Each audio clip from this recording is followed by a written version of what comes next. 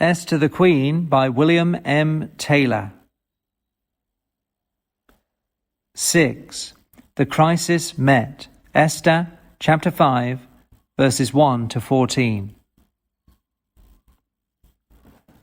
The third day has come, but Esther does not shrink from the work which she has undertaken. It is with a palpitating heart, indeed, that she begins to array herself for her appearance before Xerxes. But her head is as clear as ever, and her woman's wit does not desert her. Not hers the fanaticism of those foolish people who imagine that because they have appealed to God, they need use no means themselves to bring about that which they desire. Rather does she show the sincerity of her religious fasting on the 2 former days by the elaborate attention which she pays to her toilet on the 3rd.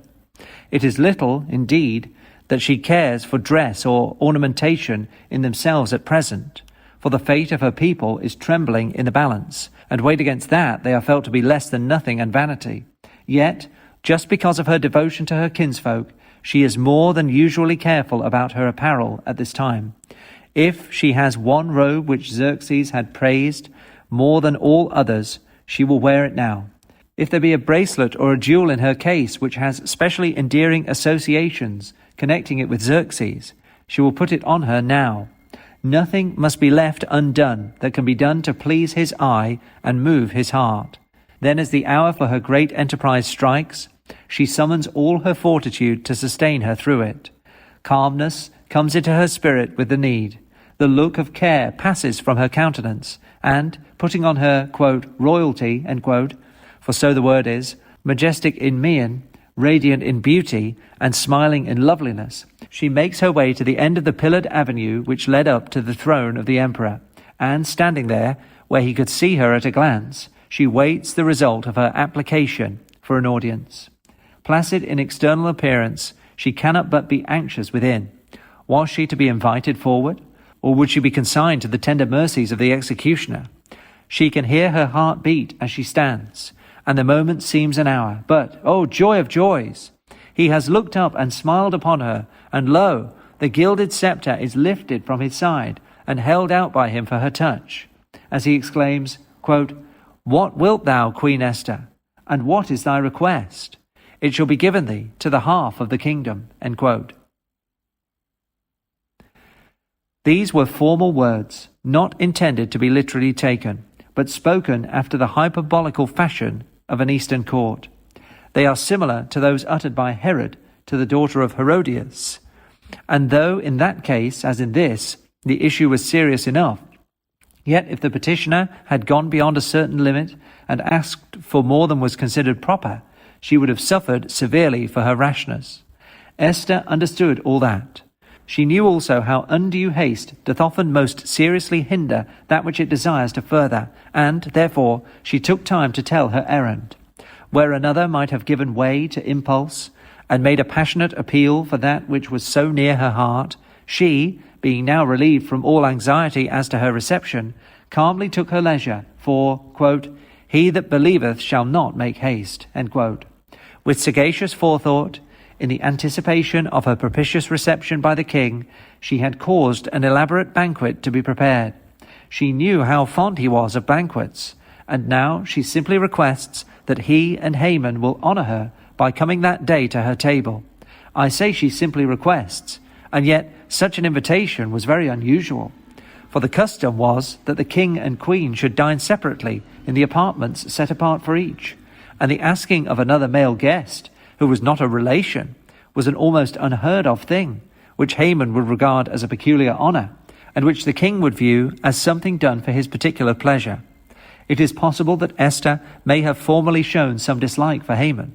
Perhaps it was because of that she had fallen somewhat into disfavor with the emperor, so that now this invitation of his favorite would seem to him to be a virtual acknowledgment that she had been wrong, and that she had come at length to agree with him in his estimate of the vizier. We cannot tell. We know not how it appeared to Xerxes, nor do we know what Esther's real motive for asking Haman was. Probably she felt that when the crisis came, it was important that the Agagite should be in the presence, and if her first intention was to bring things to a point that day, this will sufficiently account for her inviting him. But if we suppose that she planned from the very first to have 2 banquets, one on each of 2 successive days, as she actually had, then this first invitation may have been designed to lull the suspicions of, quote, the Jew's enemy, end quote, and keep him from taking measures to secure his escape. As I read the story, however, the former of these suppositions is the more natural. Esther had no other thought, when she gave the invitation, than that she would carry the matter through that day, and for the carrying of it through, it was essential that Haman should be there. So Xerxes sent for him, bidding the messenger hasten him at once to the palace, and the 2 sat down to Esther's feast. Everything went well, and the king was even more complacent than he was at first, so that he did not wait for Esther to enter upon her trouble, but, after he had feasted, he opened the affair himself, saying again to Esther, quote, what is thy petition, and it shall be granted thee? And what is thy request? Even to the half of the kingdom it shall be performed. End quote. It was all very gracious, and Esther, thus encouraged, began her reply, quote, my petition and my request is, end quote. But there she faltered. Something occurred to make her change her purpose, even at the moment at which she was about to carry it through. Either she felt that she was going to break down, and so could not trust herself to proceed, lest she should burst into a flood of tears, which she knew would be not a help but a hindrance to her cause, for that which she had undertaken to do required the utmost self-possession. Or she saw something in the face of the king which made her pause. Or she shrunk at the last instant from the dread ordeal, and felt that after all that she had already gone through that day, she required some rest before she attempted more. But however we may explain it, the fact remains that, after having just begun her answer, she faltered and changed her mind, so that instead of exposing the plot of Haman, she contented herself with inviting the king and him to another banquet, which she would prepare for them the next day, and with promising that then she would make her business known unto the king. Whatever the motive or occasion for this change of front at the last moment in the heart of Esther was, the reader of this history as a whole can see that her delay was of God, and that it gave time for the refreshing of the king's memory with his obligation to Mordecai for the exposure of the plot by which his life had been endangered, and thereby led up to special honor for the honest Jew, and peculiar mortification for the unscrupulous Agagite. It might have been a mere passing whim of Esther to put off the moment of excitement, but even of such a small matter as that God took cognizance, and it was one of the all things that wrought together for the deliverance of his people from destruction. And now the banquet is over, and Haman leaves the palace with more haughtiness than ever. Quote, what a mighty man am I, and who so much is to be envied in all this empire of 120 provinces?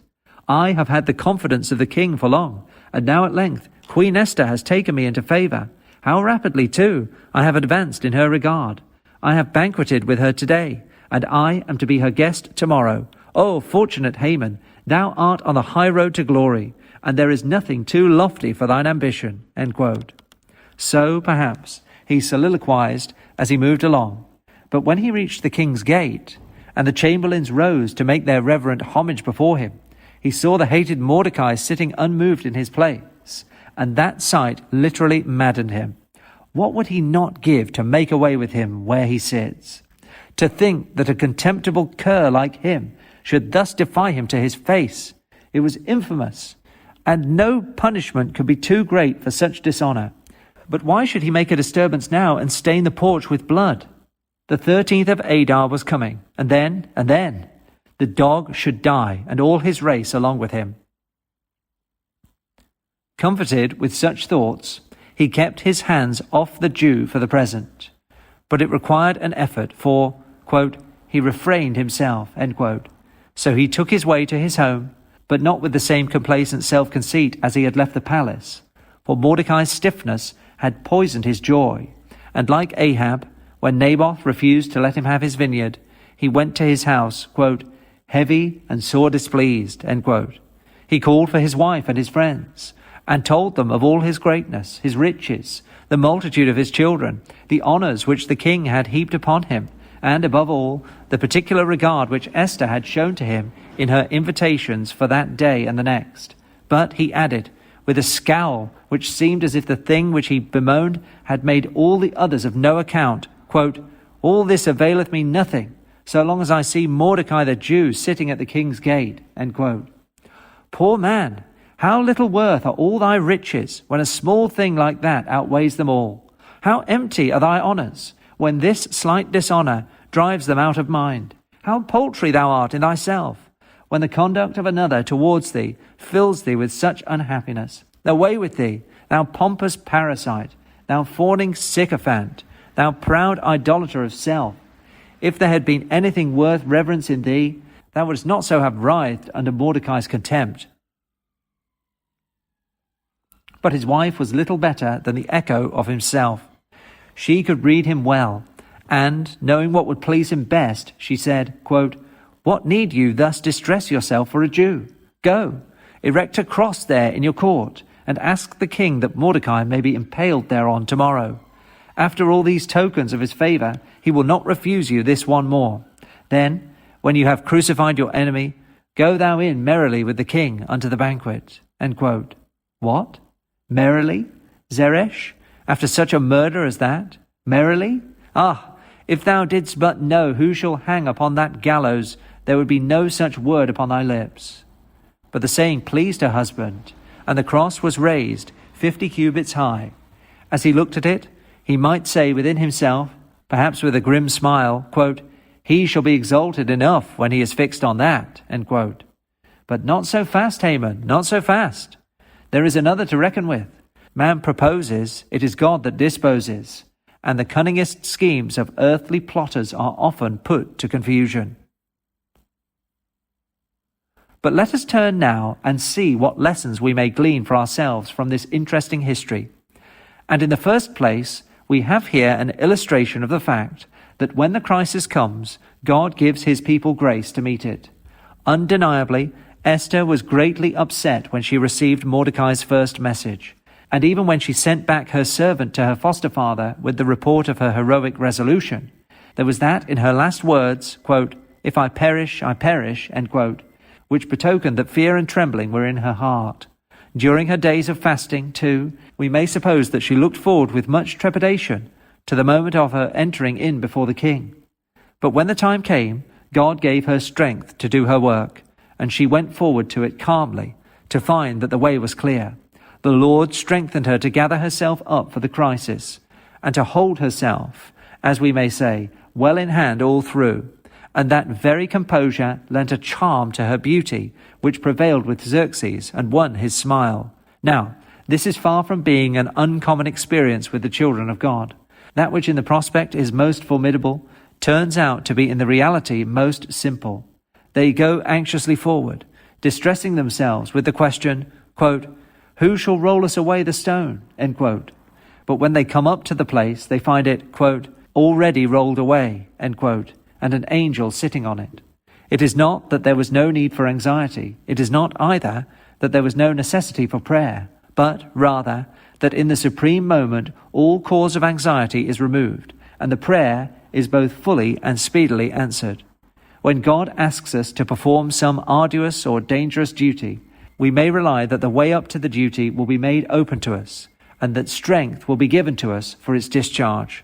That is a true word which is given to us through Isaiah, quote, "I will make darkness light before them, and crooked things straight. These things will I do unto them, and not forsake them," end quote. The blessing of Asher, quote, "As thy days, so shall thy strength be," end quote, is made over to every Christian in the new promise to Paul, quote, "My grace is sufficient for thee, for my strength is made perfect in weakness," end quote. How often and in how many ways have these been made good to Christians in these days? It is a time of extremity. The enemies of truth are bitterly assailing the very citadel of the faith. And now a stand has to be made which shall determine the issue for years. The eyes of all humble Christians are turned to one singularly gifted man. All are saying that, like Esther, he has come to the kingdom for such a time as this. But he is full of anxiety and trepidation. At length, he consents to lift the standard and enter on the conflict. And when the time comes, he is carried away out of himself, and so sensibly helped by the Spirit of God that he sweeps everything before him on the resistless torrent of his eloquence. violence. Or there is a terrible disease invading the frame. It cannot be cured, and if let alone, it will issue in a lingering illness and painful death. There is nothing for it but a critical surgical operation, and yet from that the patient shrinks. At length, however, the consent is given. It is to be performed on a certain day and at a certain hour. The meanwhile is given to prayer, and all the friends and relatives are requested, each in his own closet, to join in the supplication. Then, when the hour strikes, the diseased one walks with a strength that is not her own into the room, and gives herself into the hands of the surgeons, saying, quote, "Living or dying, I am the Lord's." End quote. The shrinking is gone, the fear is subdued, and there is nothing but a calm heroism, which is the gift of God for the occasion. Or, yet again, a difficult duty is to be performed. A brother is to be expostulated with for some serious sin, or to be warned of some insidious danger. But we do not know how he will take it. And the question comes to be whether our effort to save him may not aggravate the danger to which he is exposed. Who will undertake the task? There is one who, of all others, seems to be the fittest, but the very idea of it fills him with anxiety. How shall he proceed? There is nothing for it but prayer, and in the faith that God will answer, he goes forward. He finds the way marvelously opened. He has a most satisfactory interview. All his fears are dispelled. He has saved his brother. Who has not known of many instances like these? They are just as remarkable as this case of Esther here, and they all encourage us to go forward to the crisis that is inevitable, in the full assurance that God will go before us to prepare our way and give us his grace to sustain our hearts. And they tell us also that when the last trial comes, and we shall be required to put off this tabernacle and enter in before the King of Kings, we shall find dying grace for a dying hour. Quote, "These things," end quote, "saith Jehovah, quote, will I do unto them and not forsake them." End quote. Even if we had not seen so many fulfillments of his word, it would still be our duty and our privilege to trust him. But now that we have witnessed so many proofs of his faithfulness, who would think of doubting his promise? But in the second place, we may learn from what is recorded here of Haman that when the heart is not right with God, a little matter will make a great misery. In spite of all his glory and all his possessions, Haman's happiness was poisoned by Mordecai's contempt. He thought that but for one thing he would be perfectly happy. But alas, he had made quite a wrong diagnosis of his case. He mistook the symptom for the disease. He did lack one thing for true felicity, but that one thing was not the obeisance of Mordecai, but a heart right with God.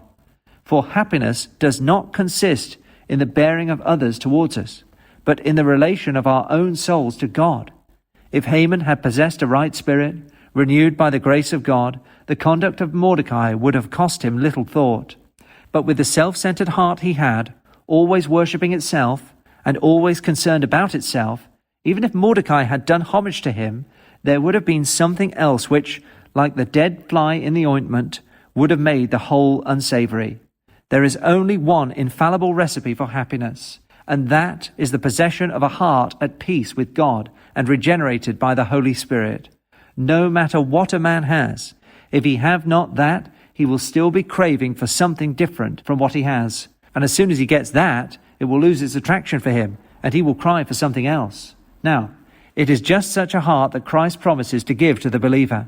And in giving him that, he puts a fountain of happiness into himself, which will be independent of all external circumstances and influences. You may condemn the folly of Haman here, but until you have a new heart, such as Christ bestows, you may depend upon it that you are repeating that folly in some form or other in your own history. And that leads me to say that the converse of my second lesson from this chapter is just as true as that lesson is itself. I have been remarking that when the heart is not right with God, a little matter will make a great misery. But now I observe, as my third lesson from this history, that when a little matter makes a great misery, that is an evidence that the heart is not right with God.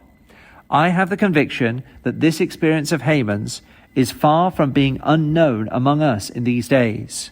I would not say that every man has his Mordecai sitting in the gate and feels his happiness poisoned thereby, But there are many in whose cases things equally unimportant as Mordecai's lack of obeisance have made as much misery in their souls. Now, wherever that is true, you have something wrong with the heart. The person either has not discovered and appropriated the value of Christ, or he has for the time lost sight of all that the Lord is to him. When little crosses or cares or unpleasantnesses are looked at, as it were, through a microscope and made to bulk so largely before our eyes that we can see nothing but them, we are just as bad as Haman was, and we need to revise our whole theory of life. If, like Paul, we can say, quote, "To me to live is Christ," end quote, these mosquito troubles will not concern us much. But if they count for a great deal with us, and we act as if our whole happiness depended upon them, then we have reason to fear that our hearts are still unregenerate, and that our lives are devoted to our own ease and enjoyment, rather than to the service of the Lord. The, quote, "one thing needful," end quote, is a new heart, created in us through faith in Christ by the power of the Holy Spirit. And if we are harping continually on the lack of any other thing, whether it be Mordecai's obeisance, or Naboth's vineyard, or whatever else, we are still in the gall of bitterness and in the bond of iniquity. Finally, it is a great misfortune when a man's worst counselors are in his own house. If Zeresh had been a woman of sense, she would have talked to Haman in quite another strain than that which she adopted. Instead of inflaming his hatred of Mordecai, she would dexterously, and by the method of indirectness which every good wife knows how to employ, have turned his thoughts away from him altogether, and fixed them on the blessings in his lot, which he had already enumerated. But instead of that, she was vastly worse than he was, for he refrained himself, but she counselled immediate action and the preparation of a cross on which Mordecai might be crucified the next day. She was to him what Jezebel was to Ahab in sacred history, or what in the great drama of the poet Lady Macbeth was to her husband, the spur in his side inciting him to evil deeds, which perhaps he would never have got the length of devising but for her instigation. And, if all the truth were known, it might appear that she had been at the hatching of the plot which was to mature, as they supposed, on the 13th of Adar. As Dr. Rayleigh has said here, quote, "The truth is, women are the best and the worst. Because they can be the best, they can be the worst. Because they can rise to the highest in moral grandeur, in self-sacrificing love, in the things which bring human nature nearest to the angelic world, therefore they can sink to the lowest, and when past feeling, can be most like the angels fallen." End quote.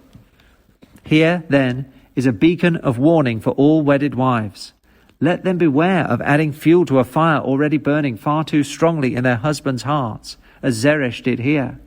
When they see those whom they love best going in the way of envy or passion or revenge, let them exert themselves wisely, yet firmly, to alter their determination. And let those husbands who have wives that are wise enough to see when they are going astray, and brave enough to endeavour to keep them from doing that which is wrong, thank God for them as for the richest blessings of their lives. A wife who is merely the echo of her husband, or who, as in the instance before us, only seconds and supports that which she sees he is determined upon, is no helpmeet for any man. But she who has the clear eye to see the evil that is in his purpose, the strong love that would rather brave his displeasure than be a party to his wrongdoing, and the happy tact of leading him in the right path, while she seems only to follow, she is the woman whose, quote, "price is far above rubies," end quote. Happy is the man who has such a helper and who knows her value.